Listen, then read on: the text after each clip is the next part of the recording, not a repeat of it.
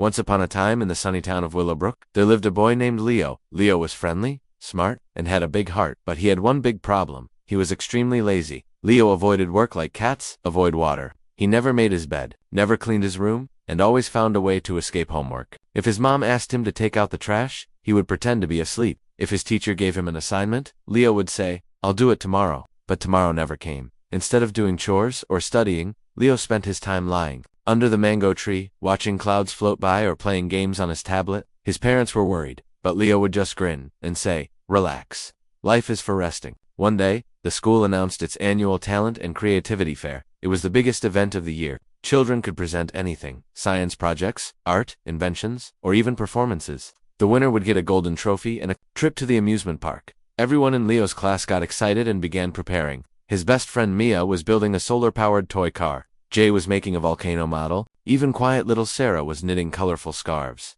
When Mia asked Leo what he was making, he shrugged and said, I'll figure it out later." A week passed. Leo still hadn't done anything. When the teacher reminded him, Leo smiled and said, "Don't worry, I have lots of time." Another week flew by now. Only 2 days were left.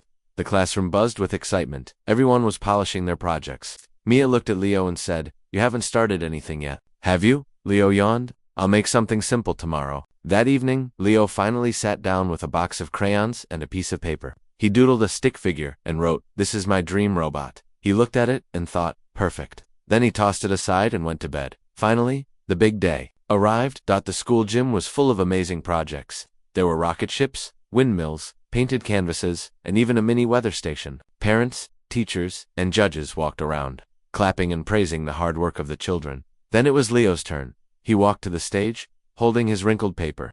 He proudly showed his stick figure drawing and said, "This is my dream robot. It can do everything for me, so I never have to work." The room went silent. One judge asked, "What can your robot do?" Leo replied, "Everything. Clean, cook, study, even brush my teeth." Another judge asked, "Did you build a model of the robot?"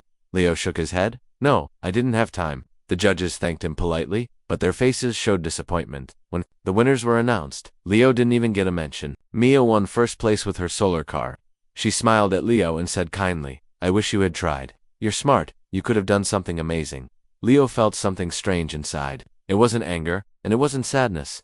It was something new, regret. That night, Leo lay in bed, staring at the ceiling. He remembered all the chances he had to work on a project, all the moments he had wasted lying around. For the first time, he didn't feel proud of being lazy. The next morning, Leo surprised his mom by making his bed. Then he cleaned his room and helped with breakfast. His mom was so shocked, she nearly dropped the toast.